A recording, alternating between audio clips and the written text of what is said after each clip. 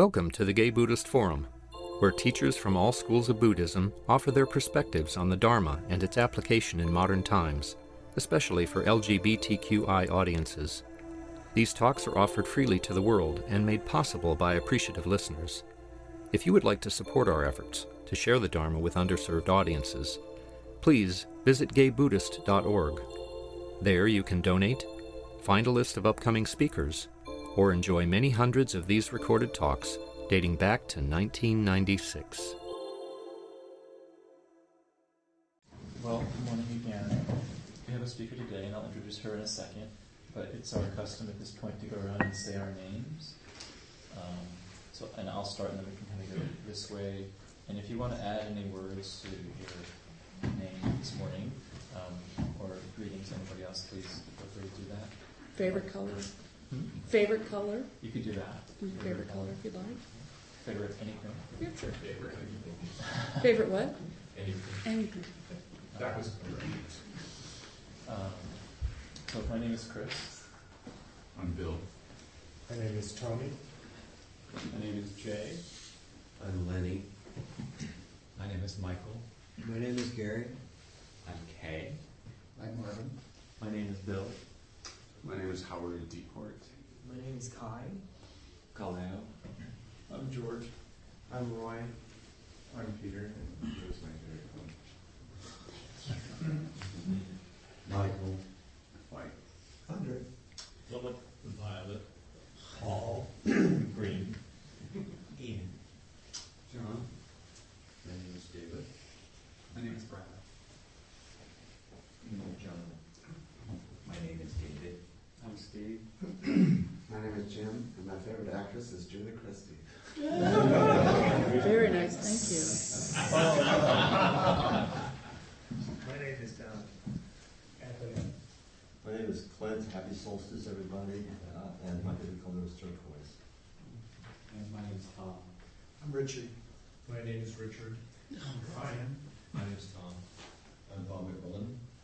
David Axel. Eliotro. That dates me. I'm Larry Ray. Mark.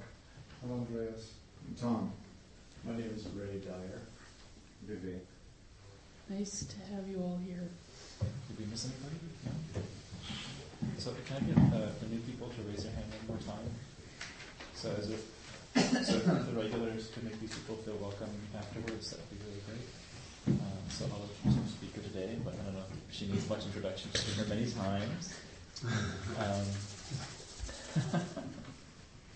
Diana Elrod. Thank you. An active member of Soka Gakkai International, is a PhD candidate in Buddhist Studies at the California College of Integral Studies. She will speak about Nichiren tradition. Thank you. That's what we have printed. That's what we have printed. Wow, that's vast. So I suppose there are a lot of people here who look like new faces, new faces, and a lot of people who I have excitedly seen many times before. For example, my dear friend Jim over there. I meant that lovingly and Buddhistically and compassionately.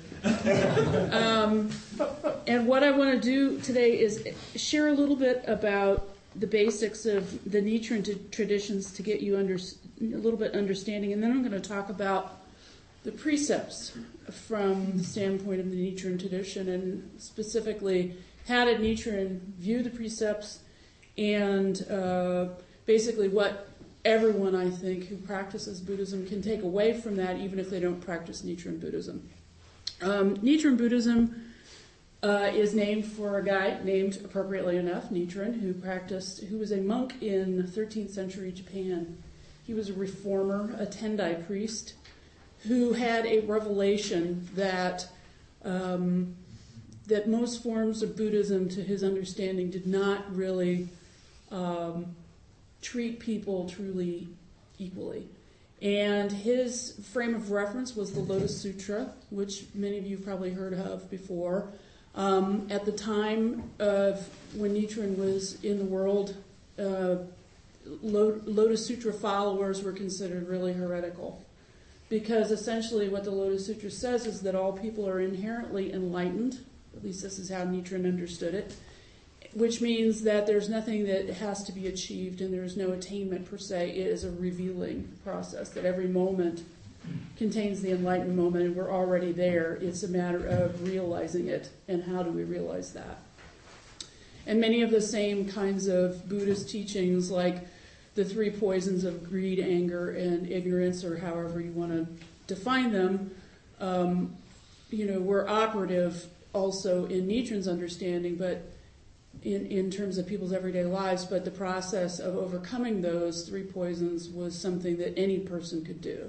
This was really revolutionary at the time, because he also said specifically that women were already enlightened. And in fact, in many cases, if they understood the Lotus Sutra, they were better than men. So you can imagine that he got nearly beheaded several times and was exiled several times, because his teaching was even for the lowest person in the totem pole, as it were, could be enlightened, and could realize their own enlightenment. And this was, at the time, as you know, a lot of religious orders were in cahoots with governments. This was especially true in Japan. And they did not like the fact that here is this renegade priest going around saying everybody is equal and nobody's superior. So, that doesn't go over well with a shogunate, really.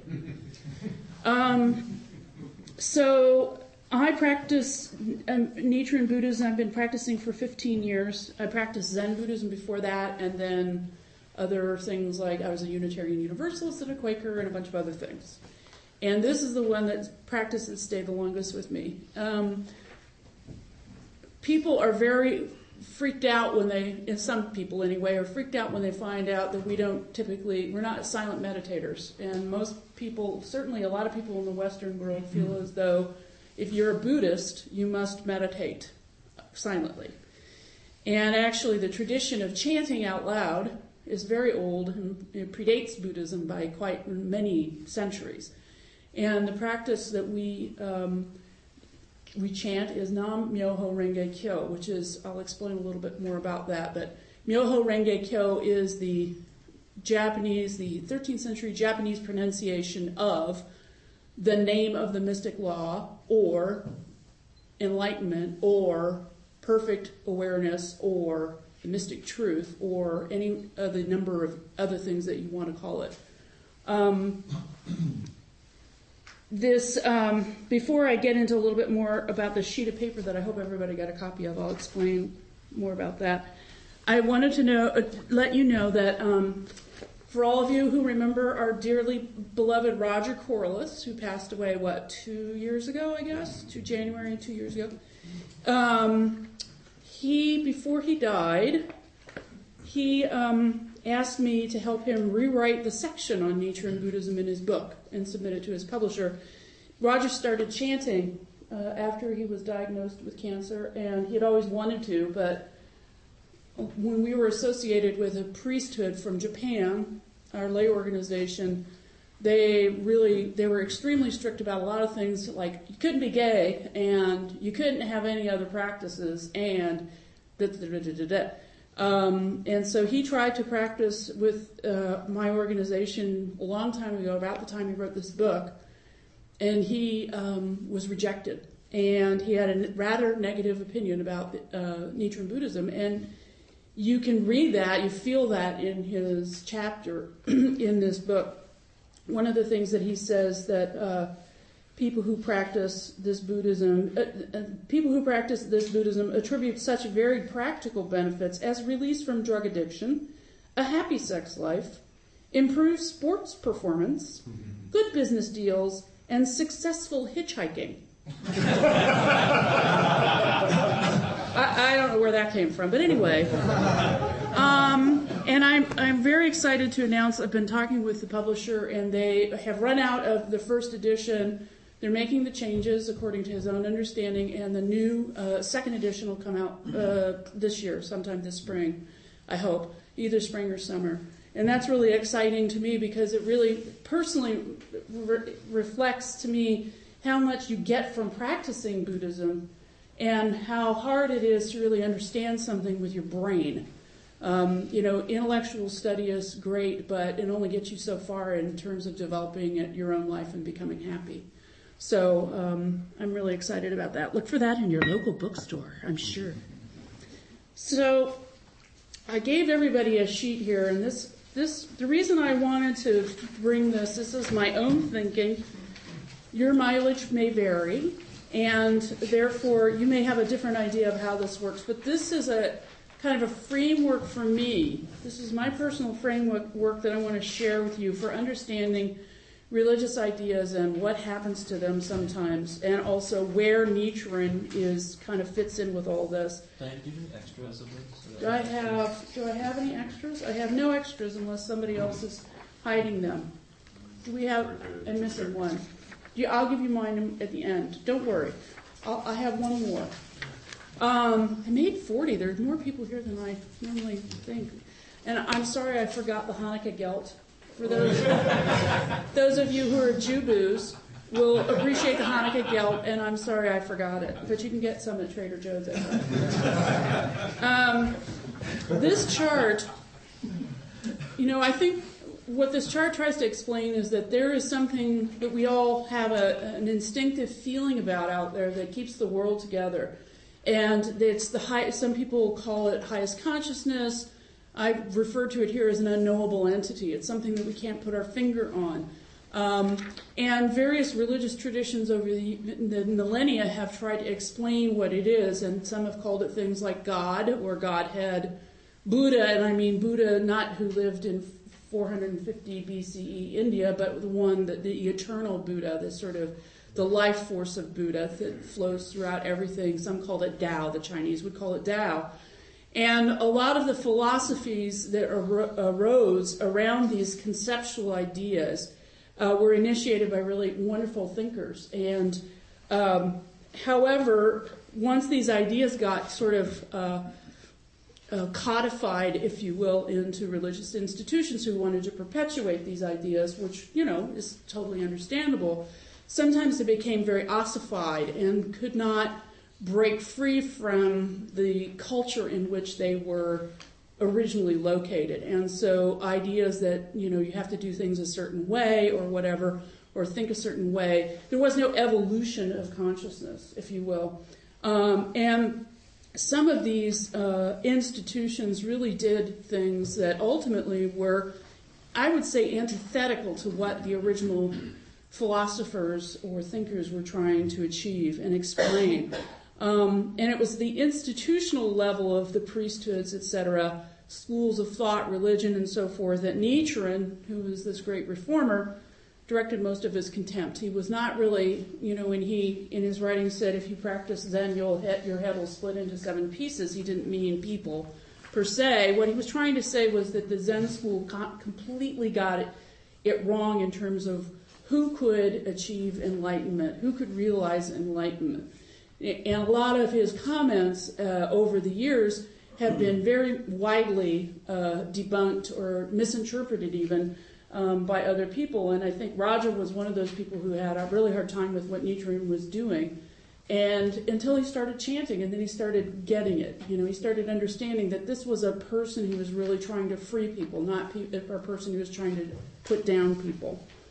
So on this chart we have the unknowable entity and the constellation of kind of the conceptual level of things. Zen not being a practice, but Zen as a Chinese concept of enlightenment or perfection or whatever you want to call it.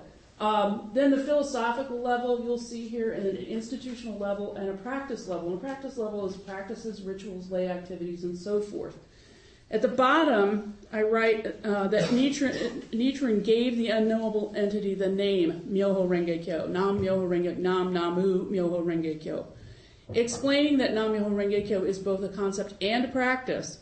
He said, if you wish to free yourself from the sufferings of birth and death you have endured since time without beginning, and to attain without fail unsurpassed enlightenment in this lifetime, you must perceive the mystic truth that is originally inherent in all living beings. This truth is Myoho Renge Kyo. Chanting Myoho Renge Kyo will therefore enable you to grasp the mystic truth innate in all life. essentially, without going into a lot of kind of philosophical background, he was saying that saying Nam-myoho Renge Kyo is itself the enlightened state. And he said it is not an intellectual knowing, it's an understanding that can only be shared amongst Buddhas. In other words, people who already are awakened to this idea. And so you may not understand it with your head, but chanting Nam-myoho Renge Kyo from Nichiren's point of view was really a way to unlock that already existing wisdom within. Ultimately, he was trying to get at the point that chanting Nam-myoho Renge Kyo was not a magic incantation, but rather a creative act. It's a vow, Namu being the vow part of it, determination, or however you want to express it, of a desire to find the mystic truth inherent in all life at every moment. People say, but, I chant Nam-myoho Renge Kyo and I feel like crap. And it's like, who says that enlightenment feels good? What rule books, I never got that book that said enlightenment feels great. It just means that it's complete understanding, full wisdom, deep compassion, and from which one can really act in accordance with Buddhistic ideals. For me, as I was thinking about what I wanted to share in terms of the precepts, I think for me it's helpful to kind of consider, your idea may be different than mine, where on this chart or something like this, where do precepts fall? What is their purpose? Precepts are rules of self-discipline to help guide people to a correct path, and originally were adhered to very strictly. And in this sense, they were not really precepts or vinaya or any sort of listing of things you're supposed to do are not really Buddhist per se. They existed, the laws of Manu, the Vedas, they all had prescriptions of behavior and what you're supposed to do, specifically like the laws of Manu were really, do this, do that, don't do this, don't do that. So these are really been around for a long time. The idea of philosophy from an Indian point of view, the way I understand it is, didn't really come until later. It started with rituals, and philosophy developed as a way to explain these rituals and trying to get at understanding things like the creation myth. How did the world get created? So, and as Buddhism spread, the 5 fundamental precepts that you all probably are aware of: not to kill, not to steal, not to lie, not to engage in sexual misconduct, which I try to do at every opportunity. No, I'm just kidding. And not to drink intoxicants. How many people break that precept all the time, especially around the holidays? And then there were 250 precepts for monks and 500 for nuns, which shows you where we stood. But really, a goal of the precepts has always been to encourage a richer and more self-reflective life for oneself. And over time, I think that as sort of the institutions, priesthoods, schools, and religions and so forth become more and more ingrained, more and more identifiable, concretized, if you will, reified, if you will, that the precepts became the thing that made you a Buddhist. You follow these, and therefore you're a Buddhist. I spoke to a friend of mine last week who said, "Oh yeah, I have accepted the 4 precepts, and then I have been thinking about the 5th one, and I've decided that I have to, abide by the 5th precept, so I have accepted the 5th precept." And I'm just like, well, good. But is that Buddhism? And I think that's the question all of us who practice any sort of spiritual philosophy or understanding have to ask. Where on this chart are we? If we spend a lot of time down here in practices and rituals and lay activities, how is that really going to achieve what it is that the ultimate goal is?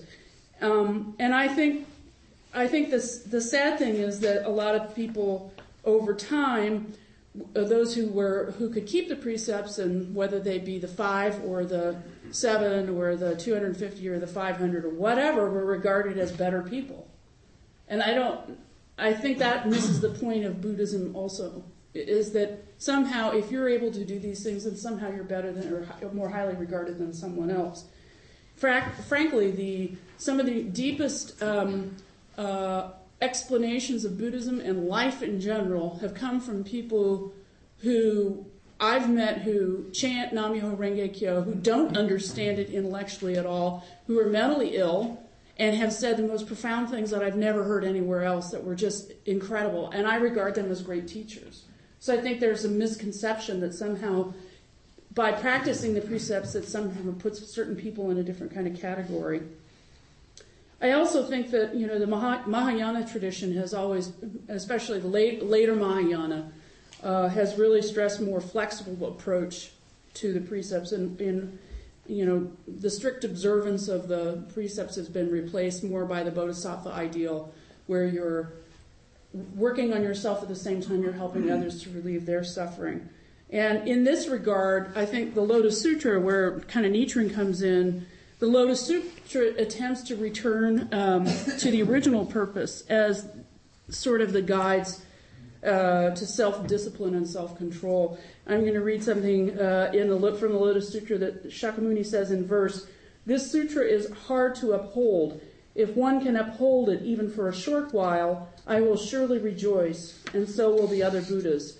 A person who can do this wins the admiration of the Buddhas. This is what is meant by valor. This is what is meant by diligence. This is what is called observing the precepts and practicing dutta. Here, dutta indicates a discipline or ascetic practice, earned to purify the body and mind, to free one from desires. What it's actually saying is upholding these teachings of the Lotus Sutra, that all people are universally already originally enlightened, that everyone has access to it regardless, that it's a matter of transcending all differences in order to help others achieve their own state of enlightenment, and others might call that happiness. That is actually the precept. The other precepts are useful to the extent that they help guide you towards greater things, but ultimately how Nichiren understood it is that the Lotus Sutra is the ultimate precept.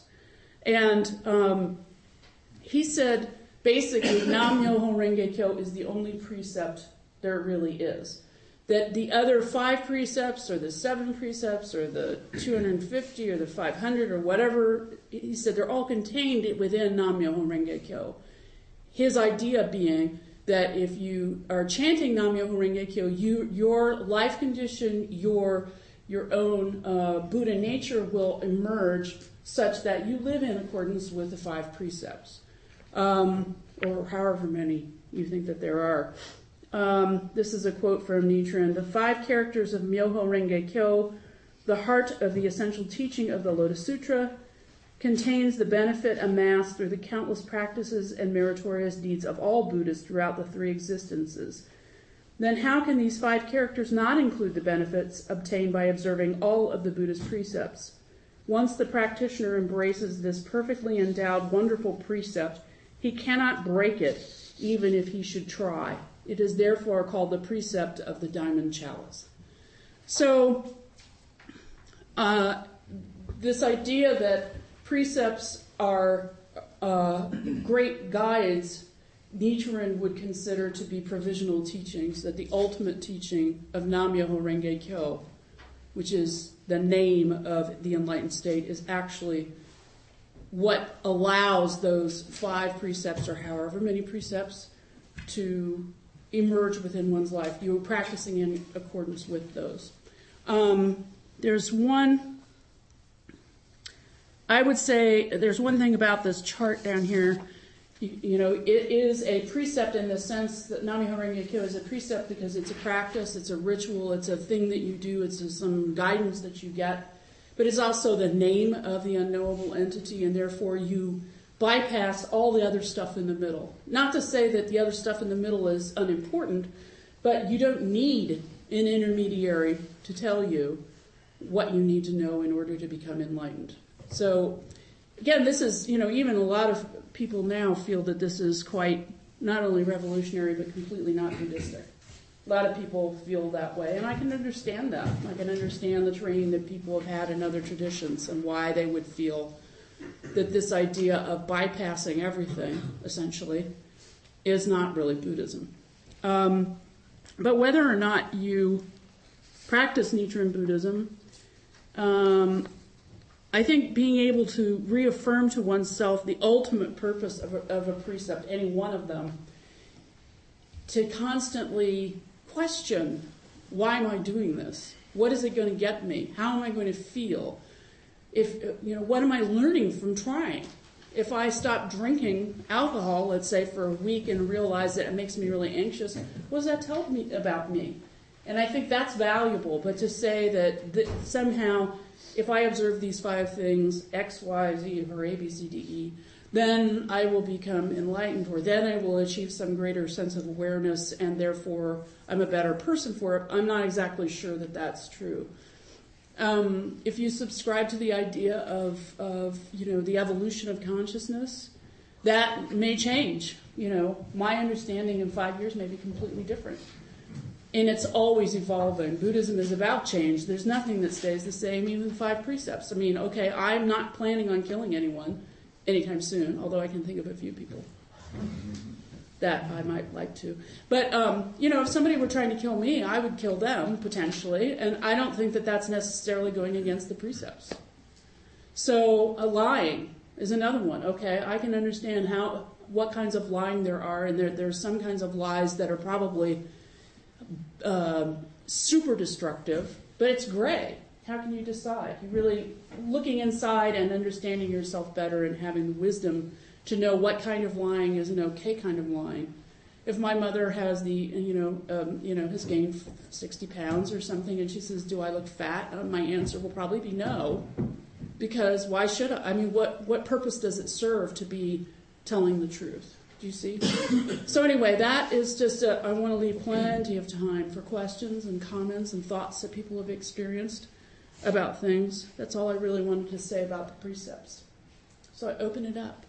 Yes? Why Nam-myoho Renge-kyo? Why not Fujibu's Lord?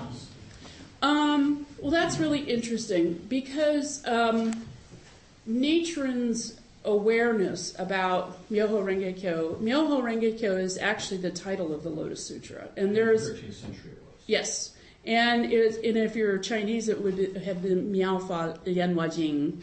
And Myoho Renge-kyo is what it is in the Japanese transliteration of it. Or Saddharma Pundarika Sutra, if you prefer. But Nichiren was at a particular time, a particular realization, and there is this tradition that the title of something contains everything within it. And actually the kind of, not to get into too much detail, but the history of Buddhism, or history of Asian philosophies in general, way back in Vedic times, was that the act of uttering something out loud had enormous creative force. It was a creative act. In fact, it created the world by saying it. There's this understanding that Nam-myoho Renge-kyo, saying it, is creating everything that's happening right now. So it's a combination of it's like affirmation, vow, verbalizing, and it's because Nichiren was the first person to say, this is the name of it. So we don't say chant the Lotus Sutra of the Wonderful Law, the Lotus Sutra of the Wonderful Law, because that's not what he said it was called. Yes? So as you mentioned, Buddhism transforms as it goes into different cultures and societies. Do you picture there was a time when in our Western culture they might start chanting, all praise the Lotus Sutra or whatever? Perhaps. In English? I think it's really hard to know. I think that always getting back to what is essential is important.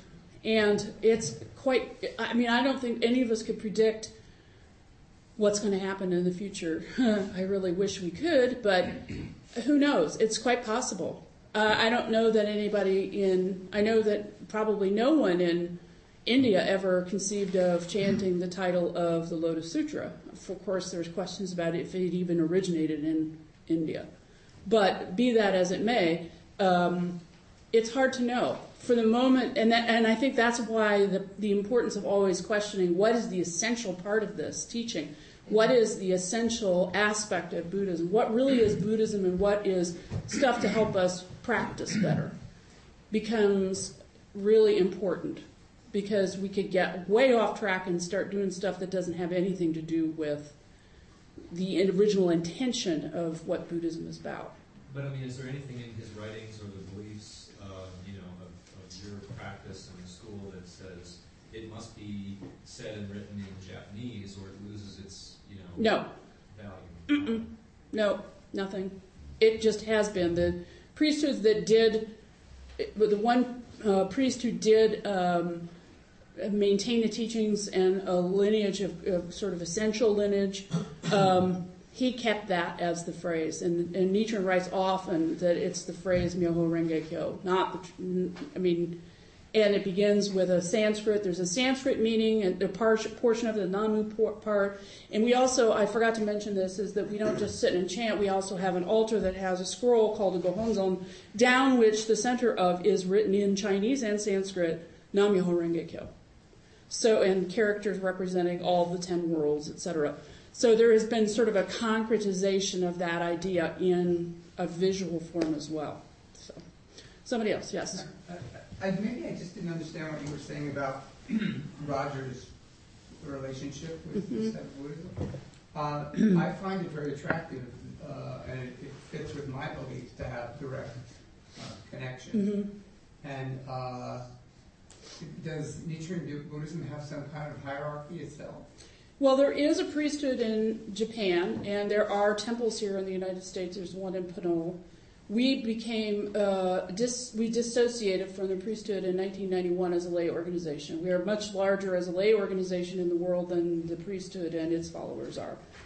The priesthood, as is the case with many priesthoods or religious orders of any kind, began to think of themselves as the only keepers of the truth. And that's contrary. A lot of the stuff that I had personally read from the high priest is completely contrary to what Nichiren wrote, his own writings about that the only way to inherit this law is through the high priest. Nichiren never said that. He said it's available to anyone of any station.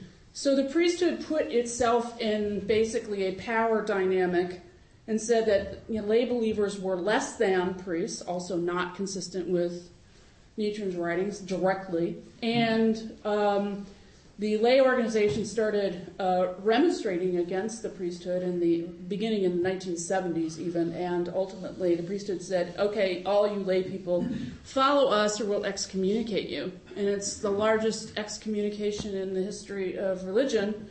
10 million people were excommunicated.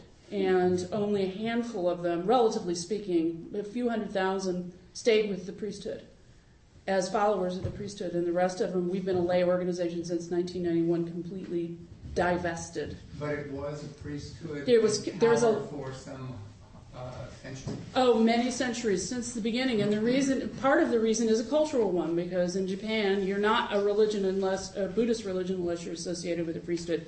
There was also quite a number of relationships over the years between the priesthood and the government, priesthoods of various kinds, Zen at War, remember that book? Basically, there were lots of relationships where the local, you were assigned to a local temple, and that was basically your connection in a particular area, like your district, it's your home temple. So there's a very different relationship between government and religion in Japan than there is, for example, in the United States. So when we were excommunicated in 1991, it became a great boost of freedom. It became 3 years later, the local United States organization, SGI, began performing same-sex marriages, which it had been prohibited from doing because of the priesthood, and SGI has been doing that since 1995, I think.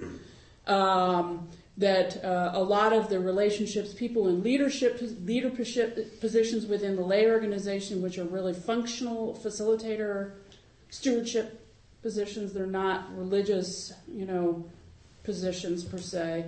Were given to people who are gay, people of color, etc., which were not allowed before. My partner, before the split in 1991, she was given guidance that in order to become enlightened, she had to chant to become straight. So she married a man, parenthetically, who it turned out was married to 2 other women who were also named Nancy at the same time. I guess it makes it easier. Needless to say, that marriage was annulled, and Nancy said, I'm so grateful this happened because otherwise I would not have known that it's okay to be gay. So, does that answer your question? Somewhat, except that the first paragraph that you write talks about Nichiren's interest in not having hierarchy. So how did you have hierarchy for centuries? Because that's how it was done back then. And they had priesthoods that somebody had to keep the traditions alive. It was a cultural thing in Japan. I mean,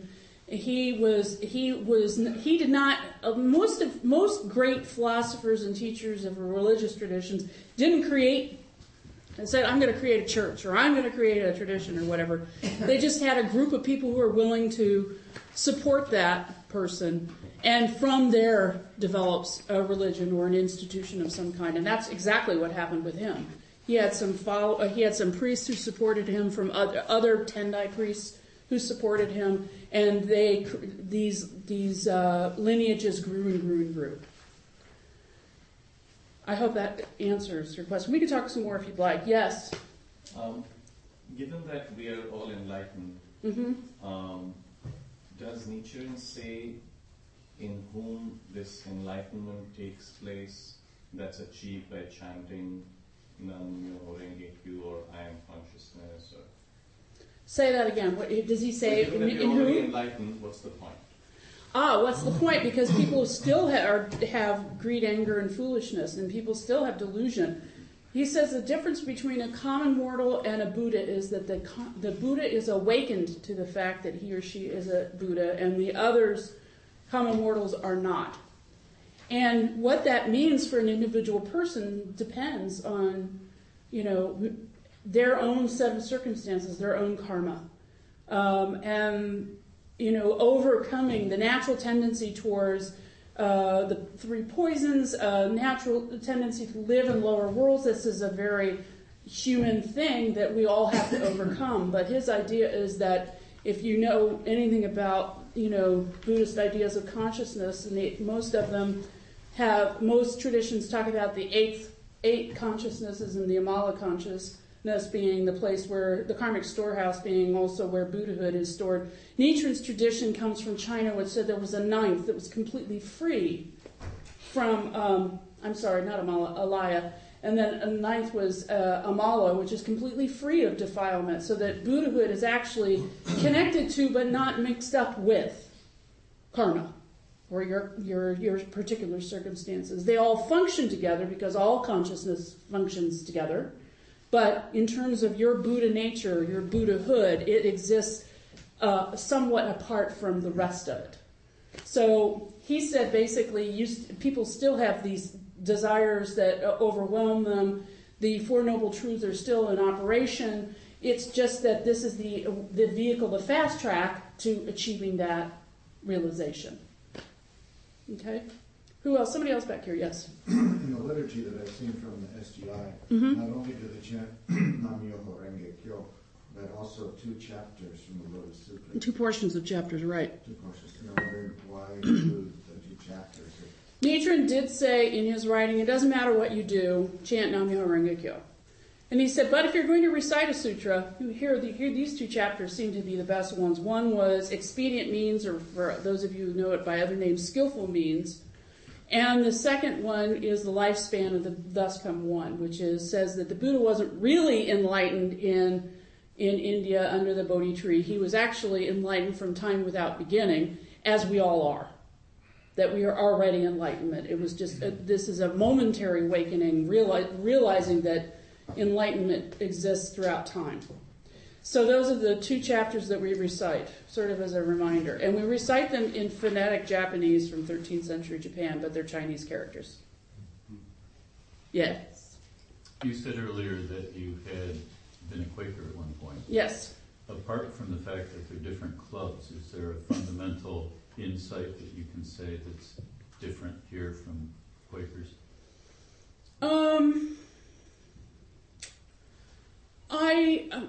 I'm not exactly sure how to answer that. I think that for me, I'll speak from my own experience that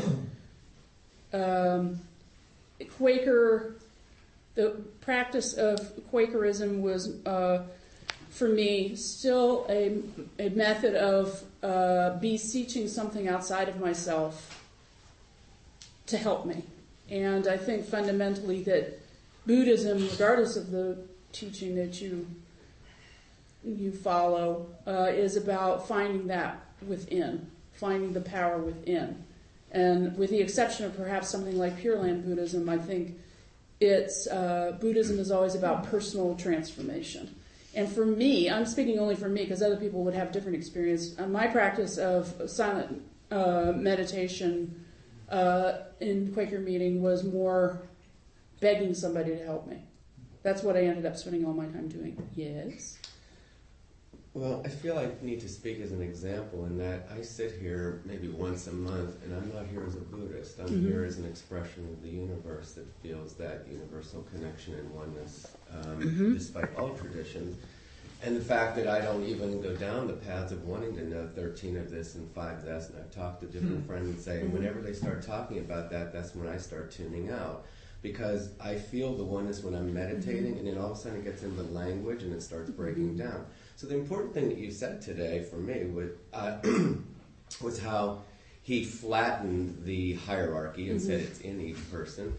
And that you also said that to overcome the differences is... So once again, at every edge of every tradition, when one comes into the clearing, right beyond, I came through Christianity, and it's the same as the I am. When I started knowing that I am the I am, rather than looking to someone, I'm able to sit here and totally feel comfortable, connected. And I think that was the important thing you said, is that it's right at the edge of being right beyond, getting into the essence is what allows all the connection and difference to fall away. Exactly. I think so many people get caught up in talking about, well, you practice this and I practice that, so we must be different. And ultimately, that may not necessarily be true. And I think the beauty of, for example, what you're doing here is you don't have particular affiliation, and people do come from different aspects and traditions, and yet you can come together with the essential, an essential practice that allows you to be in each other's company. And that's not particularly, certainly in this day and age, it's not exactly common. We have a tendency to put people in different categories, and they're over here, and they do this, and, I share ideas about this stuff, but to me, ultimately, that's this conversation isn't really about Buddhism either. I mean, it is and it isn't. It's an explanation. But thank you for sharing that. Mr. Clint. Hi. Hi, Clint. Hi. This is just, I'm just kind of curious, if you flatten the hierarchy and rejected the priesthood, how do you deal with the organizational structure? It's a mess. Well, it sounds like a type of spiritual anarchy. It's not necessarily a bad thing. No, there's still quote unquote leaders and different levels of leadership, but it's leadership. It's supposed to be leadership responsibility. Like, I'm responsible for other people and making sure that they're practicing and they're getting the support that they need and so forth. It's not me teaching them anything. It's me being there and supporting them as their own awakening unfolds. And unfortunately, that's not how human nature is. Human nature is to discriminate and to say, okay, that person's better than that.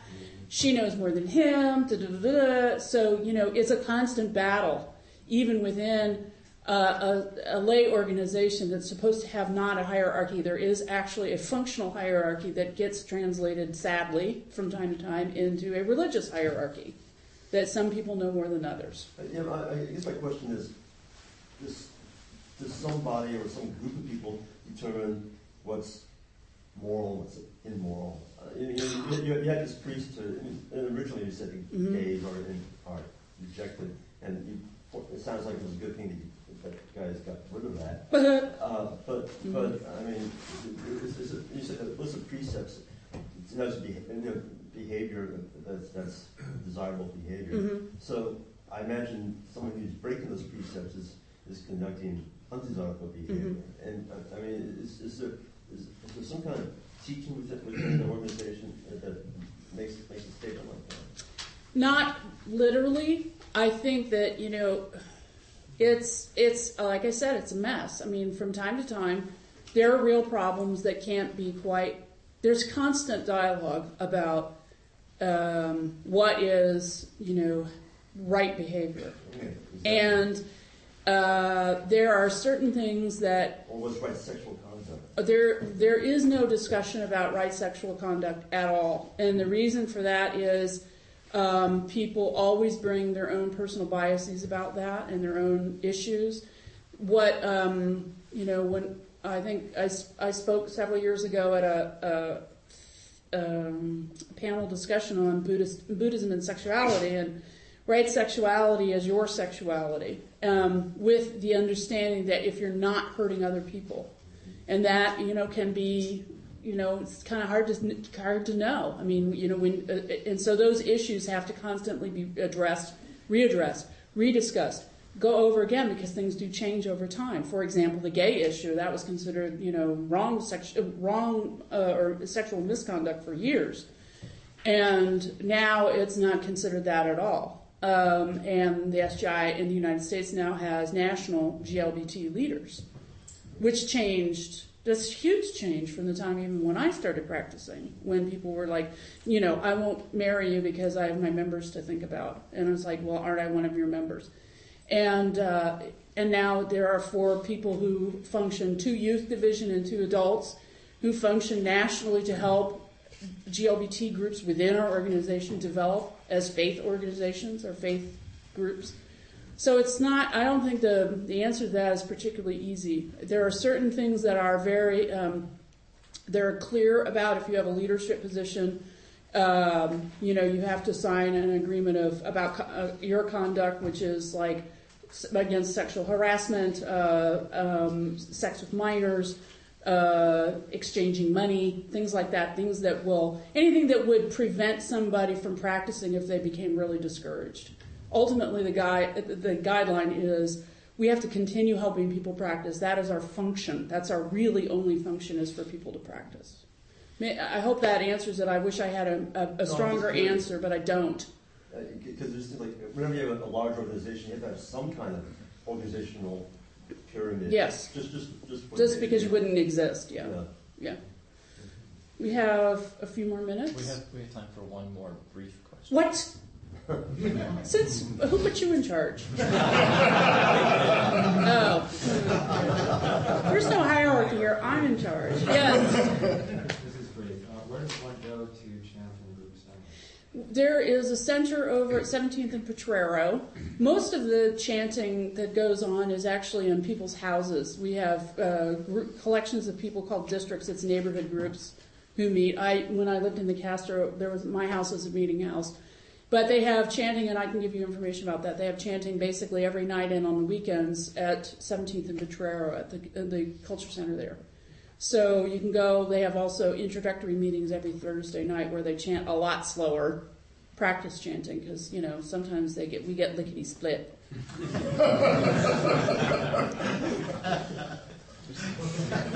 What? Just real quick. See, he broke the rule already. Yes, what? Violating precepts left and right. Uh-huh. So, lead us in some chanting if you would before you go today. Oh, we will. We will chant together. That's going to be part of our dedication. Yes, we will do that at the end. We will look at each other and chant. So with that, I'd like to thank Diana very much for being here. Yay! Thank you. And I'd also like to know if we have a host. Is that Bill? We do have a host. I'm your host today. I'm Bill. There's cake and there's also some fruit out there. There's tea available, and as you probably know, if you use one of the cups, please wash it out before you leave. I'll be coming around with the Dana bowl, and your contributions are really important because they help cover our expenses. So please contribute, and the suggested donation is $5 to $8. If you're new and you'd like to be part of our directory or get our newsletter, there's a sign-up sheet just outside there, and if you can't find it, just come find me. And lastly, at 12:30, there's often a group that sort of informally gets together to go to lunch.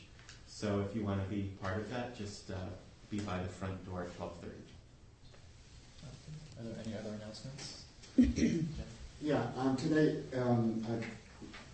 we're going to have a mailing party for our annual fundraising letter that goes out to people far and wide who are on our mailing list who frequently can't be here on Sunday. And it's a simple, stuff and lick job, basically, guys. You know how to do this. It's not maybe a little stamping. Say that again. It's a big stamp. So, not to put a fine point on things, but I appreciate your help. The more people we have, the faster it gets done. And it's a busy day for everyone. So thank you. Any more now? Yeah, I'm going to stick around for licking and stuffing. Next Sunday we will have open discussion, and then the first Sunday in January, Doug Moncoss will be here leading us in an interfaith medley of chanting and ritual dance and song from multiple traditions. So it will be a way in which we inaugurate our first Sunday in the new year. Also on the program committee, change is the nature of things, and a position in our committee has opened up. We're looking for an individual who is willing to serve on the program committee, willing to serve with a spirit of joy and happiness and celebration and fun. And if you are feeling kind of led in that direction, you could speak with me or Jim or other members of the committee who are around. Hey, can you give like a 10-second description of the program committee does? Well, we're responsible for the speakers, the ideas that come around that we want to find speakers to address. And we meet very irregularly. We usually have dinner meetings, and they're pretty celebrative and fun. We also solicit ideas from you, the Sangha, about program. And if you serve on this committee, we want someone who's interested in committing to actually doing the work of speaker coordinator for a 4-month period. So it's a very very realistic period of time in which you would serve in that role, a short period of time. And we have lots of fun is the biggest thing. And I've had a lot of fun talking with Diana and bringing her here and enjoying the conversation and the preparation. Okay. Any other announcements? Anybody? Oh, yes. Yeah, I'm George. A reminder that our talks are available on the internet at the GBF website, gaybuddhist.org. Also, handouts such as this are scanned in and posted on the files section of the Yahoo group. And there's a link to that group from the GBF website. Okay. Anybody else? Yes, I want to recognize Michael Gable. Michael, raise your hand. Yeah. Yeah, who is our long-term designer. He designs our newsletters, and the letter that's going out today, he serves generally thanklessly, and he does a great job. And I just want to. Okay. Any other announcements? I have a very quick one. I have shameless self-promotion. I've been working on an art project that's out on the table here. It's these little boxes of meditation cards. I'd like to get feedback on them from anyone who's interested. And they're also for sale. So if you can see me about that, that'd be great. And that will do our dedication of merit, standing out. Let's make it a circle. I'm going to go over by the bell and ring your bell. I'm going over to ring my bell. So, does everybody know we're chanting Nam Myoho Renge Kyo, right? So we'll chant it maybe 10 or 15 times? I'll ring the bell to start, and then I'll ring the bell to end. How's that? Nam yo renge kyo, nam yo renge kyo, nam yo renge kyo, nam yo renge kyo, nam yo renge kyo, nam yo renge kyo, nam yo renge kyo, nam yo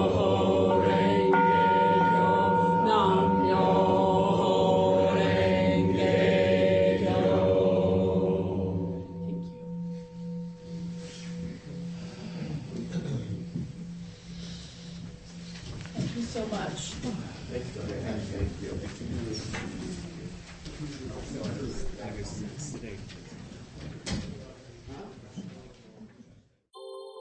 Thank you for listening to the Gay Buddhist Forum.